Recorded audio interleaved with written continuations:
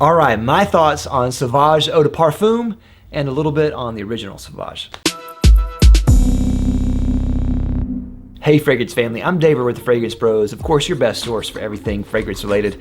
Today I have a video that is on Sauvage Eau de Parfum, and I'm also going to be talking a lot about the original Sauvage, the OG. So let's talk about that. Before we get started, just wanted to disclose that this bottle of the Eau de Parfum was sent to me from Dior for review. Of course, I'm going to give you my 100% honest opinions here, so you don't have to worry about that. With that out of the way, let's get started here. Now, I really like Sauvage. It grew on me quite a bit. When I first smelled it, I was a little bit underwhelmed, but then I really got to appreciate certain aspects of it. I have a full review up here if you want to go watch it there. I have a link down below as well. Here's the original bottle. The bottles look almost exactly alike, and you can't really tell much of a difference at all. They're almost exactly alike. Like the bottles, both of these fragrances are very similar. And when they announced that there was going to be an Eau de Parfum version of Sauvage, I wasn't sure if they needed to do that because on me, the original Sauvage was pretty strong. All right, so performance on me is really good for the Eau de Parfum. On me, it's excellent. 8 to 10 hours longevity, really good projection, so can't complain there. Now the perfumer was Francois Demachy, which is the resident perfumer of Dior Parfums. On Dior's website, he made a statement that he was talking about how he didn't want to make the perfume more saturated or enhance certain notes like in some Eau de Parfums.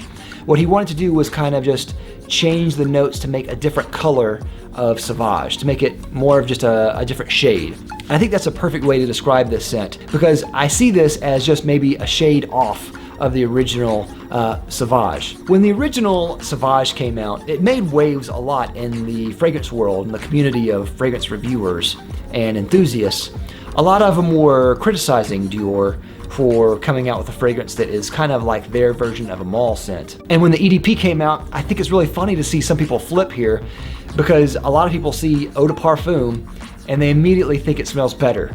They think it smells richer, it smells fuller, it smells maybe smoother. I don't think that it smells any smoother or richer or fuller than the original Sauvage does. In many cases, I really prefer the original Sauvage, though some people really prefer the Eau de Parfum. You might be one of those people. Now, one of the main components here is ambroxan. Ambroxan is a synthetic ingredient that is reminiscent of ambergris. It's often used to give fragrances a very musky feeling, a very musky presence in a scent. And I wanted to talk about ambroxan real quick because I know a lot of people will smell this, and they have smelled this, and one of their criticisms is that it only smells like ambroxan, or it's very ambroxan heavy. And sometimes when people say that, I wonder if they've actually smelled ambroxan by itself, or if they've only smelled ambroxan in other scents. Because to me, even though this has a very musky feeling, it doesn't smell just like ambroxan. It has a lot going on in this.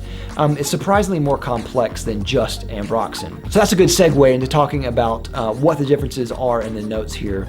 Now with the original, there was a beautiful bergamot note in there that really sparkled and bloomed and shined, at least on my skin. Whenever you wear it, it just has this really nice, beautiful, citrusy, floral component that works amazing on Sauvage. So I really love that aspect of Sauvage.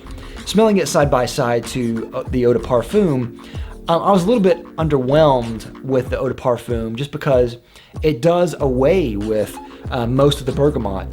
You get more of a lavender, vanilla, nutmeg type thing. And because of that, it actually smells a little bit more generic than the original Sauvage does. Now they still smell really similar. If you were to wear one day and the next the other day, you might not be able to tell exactly what the differences are. I definitely think that the original Sauvage is better, just because I think that bergamot note really cuts through the heavy musky quality and kind of just accentuates a lot of the best parts of that scent. Whereas the Eau de Parfum version is not bad at all, but I think that the notes that it has on there kind of dulls down some of that color. And though I think that the Eau de Parfum is good, it's not quite as good as the original and doesn't hit kind of just the brilliant moments that the original one hits. Though I do think that it's worth people checking out the Eau de Parfum. It's definitely a good scent, so check it out.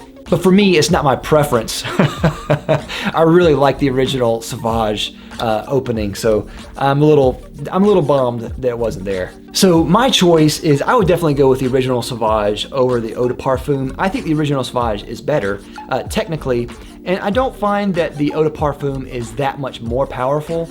But I will say that if you did not like the original Sauvage, definitely check out the Eau de Parfum. You may like it more. Like I said, some people said that it smells a little smoother to them, so if you didn't like the way that this one smelled, maybe you will like this one. So that's all I have. Let me know if you've tried the Eau de Parfum version of Sauvage. Do you like it, love it, hate it? Let me know down in the comments down below. And as always, don't forget to like, comment, and subscribe down below. I'll love you for it. I'll see you next time. I'm Dave with the Fragrance Bros. Bye. Thanks everyone for watching. If you like this video, don't forget to check out my other channel, Beast Made Reviews, where me and a friend review high quality products for men. You might like it. Go check it out.